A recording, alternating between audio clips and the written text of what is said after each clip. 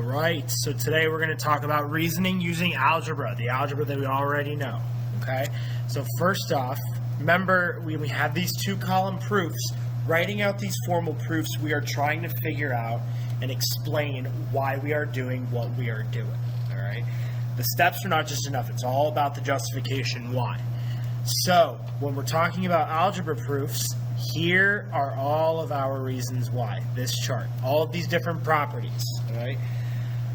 Remember, you don't have to have these memorized, but it's really important that you know how to work with them and when to work with them. Okay? So let's take a look real quick. Let's start with our first one.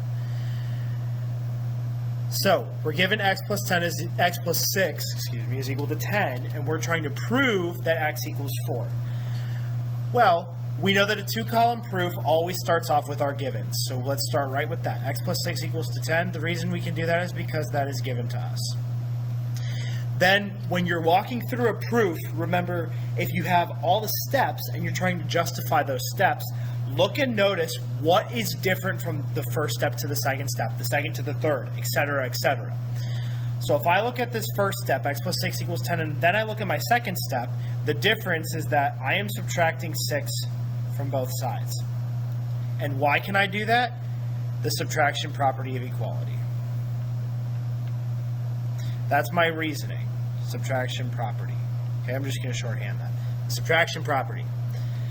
Then if I look from my second step to my third step, how am I getting from x plus 6 minus 6 equals 10 minus 6 to x equals 4?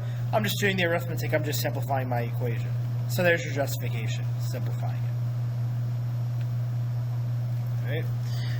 All right, on to the second one. 3x minus 6 equals negative 24. We're trying to prove that x equals negative 6. All right, so first statement, we're given that. That's our given. Boom. Second one, what's different between the first step and the second step? Yes, we're adding 6 to both sides. So why can I do that? Addition property of equality.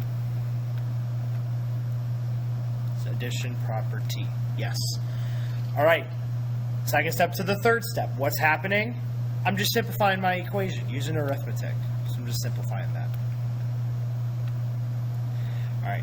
Third step to fourth step. What's going on? I'm dividing both of my sides by 3. So if 3x equals negative 18, dividing both of my sides by 3.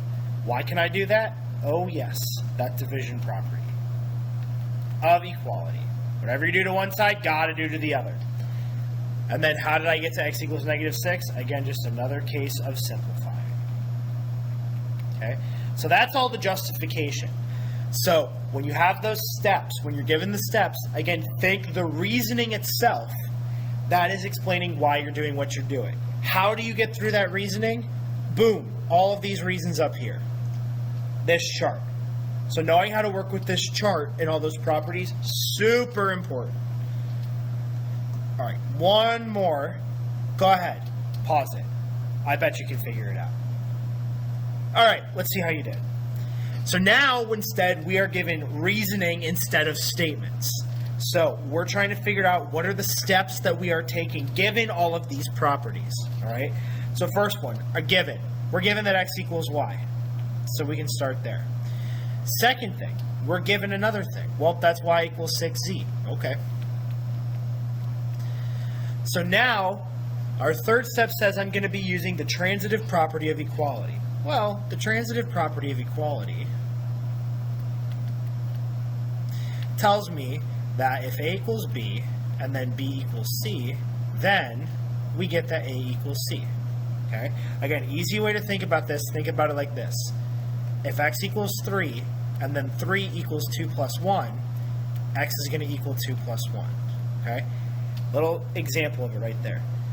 So if I'm looking at the statements, I have x equals y and then y equals 6z. The transitive property then tells me that this x is equal to that 6z. So x is equal to 6z. Wonderful. All right, next step. Next step tells me I'm going to be using the multiplication property of equality. Now, we have to think, what does that property tell me? If you look at your chart, that property says that if I multiply both sides of my equation by the same thing, the equation is still true, still equal.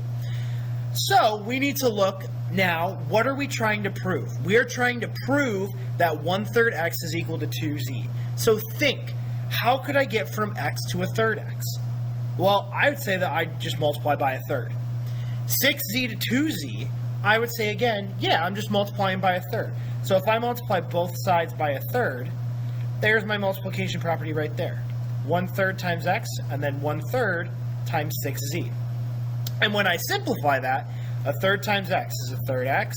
A third times 6x, well, a third times 6 is 2. 1/3 x equals 2z. Boom, there it is, we're done.